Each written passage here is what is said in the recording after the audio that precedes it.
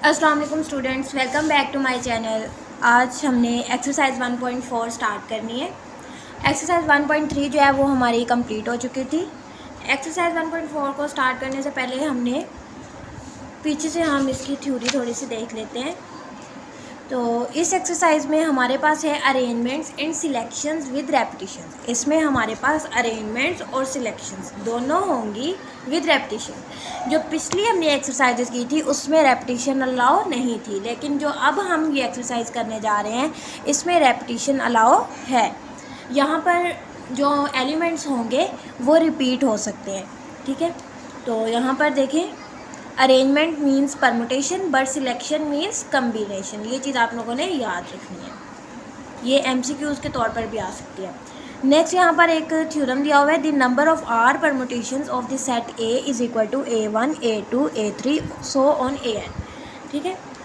और with n elements, इसमें n elements हैं, विद रेपिटेशन अलाउड। तो इसमें जो एलिमेंट्स हैं वो रिपीट हो सकते हैं बाय एन की power r is given by n की पावर r where r n belong to natural numbers r n जो नेचुरल नंबर से बिलोंग कर रहे हैं। नेक्स्ट इसका प्रूफ है, as there are n objects, जैसा कि इसमें n ऑब्जेक्ट्स हैं जो कि हमने यहाँ पर देख लिए थे। So first place of the arrangement is filled in ways n। तो इसमें मतलब रेपिटेशन अलाउ है, तो हम जो फर्स्ट प्लेस फिल करेंगे उसके लिए हमारे पास कितने वेज होंगे, n वेज होंगे। एज रेपिटेशन इज़ अलाउड, तो जो सेकंड प्लेस होगी उसको भी फिल करने के हमारे पास फिर n वेज होंगे। अगर हमारे पास ये अलाउ है तो फिर थर्ड प्लेस को फिल करने के भी n वेज होंगे। इसी तरह ये चलता जाएगा और जो nth प्लेस होगी उसको भी फिल करने के n वेज ही होंगे हमारे पास। The rth place will be filled in ways is equal to n। इसी तरह जो आर्थ प्लेस होगी उसको भी फिल करने के हमारे पास n वेज होंगे बाय मल्टीप्लिकेशन रूल। यहाँ पर हमने मल्टीप्लिकेशन रूल लगाना है। Total number of ways is equal to n cross n so on cross n, ठीक है। ये मतलब कि मल्टीप्लाई हो रहे हैं तो यहाँ पर r टाइम्स ये n जो है ये r टाइम्स मल्टीप्लाई हो जाएंगे, इज इक्वल टू n की पावर r, ठीक है। ये हमारे पास एक थ्योरम था। नेक्स्ट एग्जाम्पल है, ये एग्जाम्पल देखें। A 4-story house is to be painted by some 6 different colors such that each story is painted in one color। हमारे पास 6 स्टोरी है, ठीक है, एक हाउस, लेकिन वहाँ पर हमने 6 डिफरेंट कलर्स से पेंट करना है। और जो हर जैसे कह रहे हैं each storey is painted in one colour, जो एक स्टोरी है वो एक ही कलर से पेंट होगी। How many ways are there to paint the house. तो हमारे पास कितने वेज होंगे उस जो घर है उसको पेंट करने के। Number of storeys is equal to 4, number of storeys is equal to 4 storeys हैं और हमारे पास कलर्स जो हमने पेंटेड कलर्स है हमारे पास जिससे हमने पेंट करना है वो 6 है, ठीक है। Number of colours is equal to 6।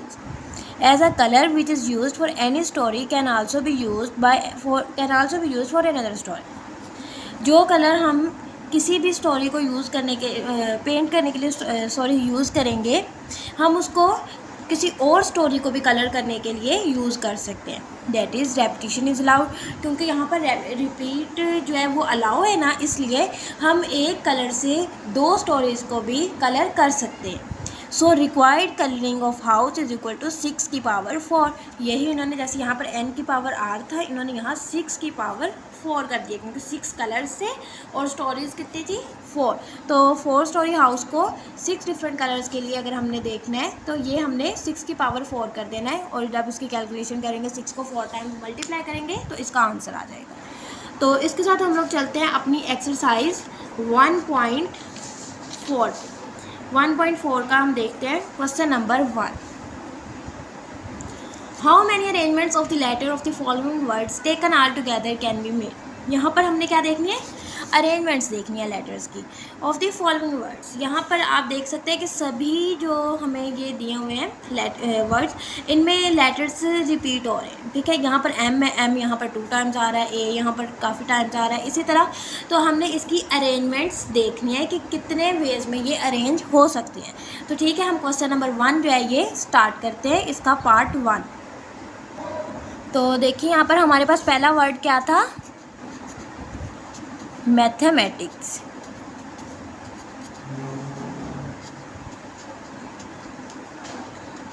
Mathematics था हमारे पास।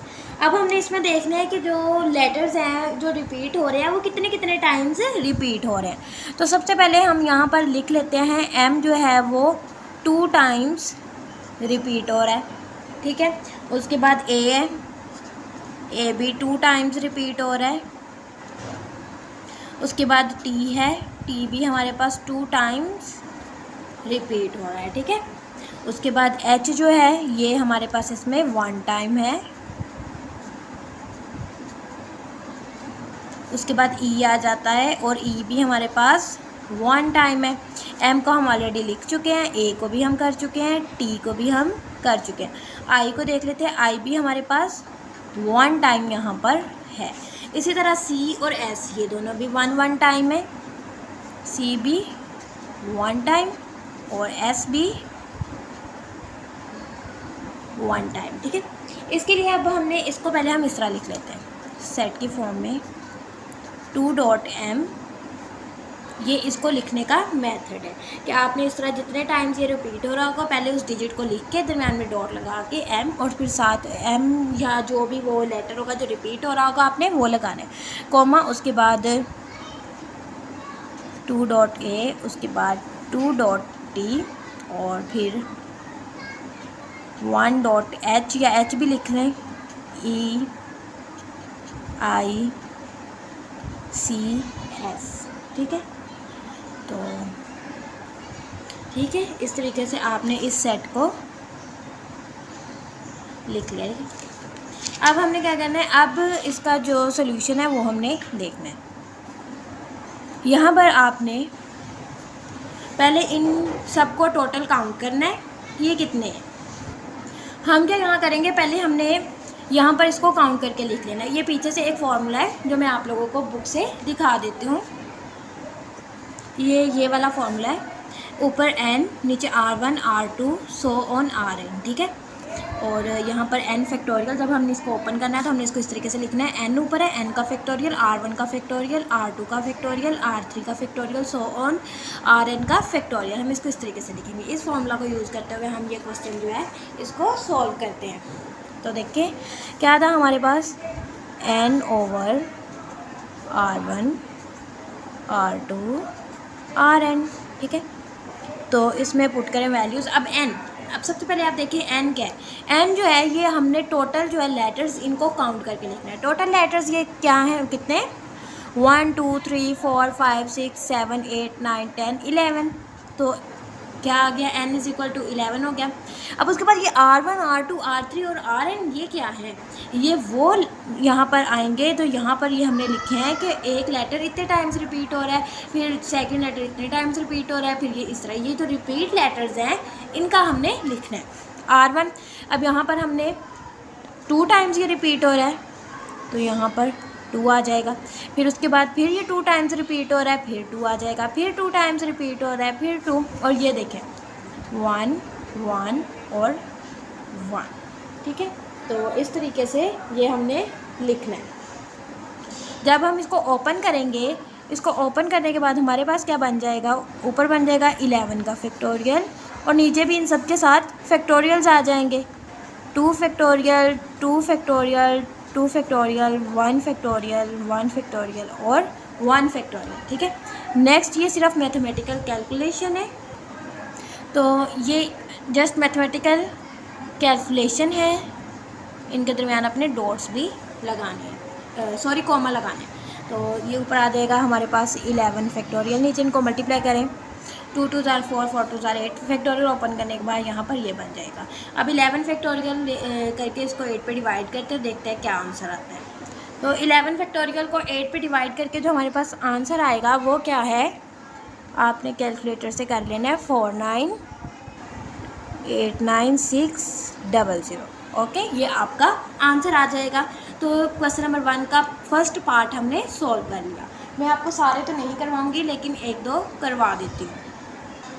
सेकंड पार्ट में हमारे पास जो वर्ड है वो है असैसिनेशन। इसमें बहुत से वर्ड्स जो हैं वो रिपीट हो रहे हैं। सबसे पहले आपको नज़र आ रहा होगा ए भी रिपीट हो रहा है, एस कितनी टाइम्स रिपीट हो रहा है, आई भी रिपीट हो रहा है, एन भी रिपीट हो रहा है। तो चलें देखते हैं। फिर पहले इनको काउंट करके लिख लेते हैं कि n हमारे पास क्या है, 1 2 3 4 5 6 7 8 9 10 11 12 13, ठीक है, ये हमारे पास 30। उसके बाद हम देख लेते हैं कि a कितने टाइम्स है इसमें, 1 2 3, इसमें 3 टाइम्स a है, ठीक है। उसके बाद s को देख लेते हैं, s कितने टाइम्स है, 1 2 3 4 टाइम्स इसमें s है। a और s हो गया। i को देख लें, i भी इसमें 2 टाइम्स है, ठीक है, और a s और i हो गया। n को देखें, n भी हमारे पास जो है वो 2 टाइम्स है, यहाँ पर n भी 2 टाइम्स है, a देख लिया है। उसके बाद t आ जाता है, t हमारे पास जस्ट 1 टाइम है, और फिर o आ जाता है, o भी हमारे पास 1 टाइम है, बाकी n तो हम ऑलरेडी लिख चुके हैं। तो ठीक है, जस्ट जैसे पहले वाला ये वाला फॉर्मूला था, इसमें आपने वैल्यूज़ पुट करनी है और आपके पास मैथमेटिकल कैलकुलेशन करने के बाद आंसर आ जाएगा। तो लिखिए यहाँ पर n क्या है, 13, और फिर इन सब को भी ऐसे लिखना है, 3 4 2 2 1, और ये भी 1, ठीक है। इनको ओपन करेंगे जब, तो ये क्या बनेगा, 13 का factorial over 3 factorial 4 factorial 2 factorial 2 factorial 1 factorial, और ये 1 फैक्टोरियल, ठीक है। इसको अब आपने 13 का फैक्टोरियल देख लेते हैं क्या है। 13 का फैक्टोरियल हमारे पास है, काफ़ी बड़ी अमाउंट आ चुकी है, 6227020800। मैंने कैलकुलेटर से इसकी देखी है कैलकुलेशन, ठीक है। तो नेक्स्ट जो नीचे, इनको मैं डायरेक्ट ही इनका करके तो लिख लेती हूँ, इन सब के फैक्टोरियल्स ओपन करके मल्टीप्लाई करके। तो इन सब का जब हम फैक्टोरियल ओपन करेंगे और इनको मल्टीप्लाई करेंगे तो हमारे पास 576 आ जाएगा। जब हम इनको यूँ डिवाइड करेंगे तो यह हमारे पास आ जाएगा 10810800, ठीक है। तो ये हमारा क्या है, पार्ट 2 का आंसर। नेक्स्ट देखिए, नेक्स्ट वर्ड हमारे पास जो थर्ड वाला वो क्या है, कॉलेज, ठीक है।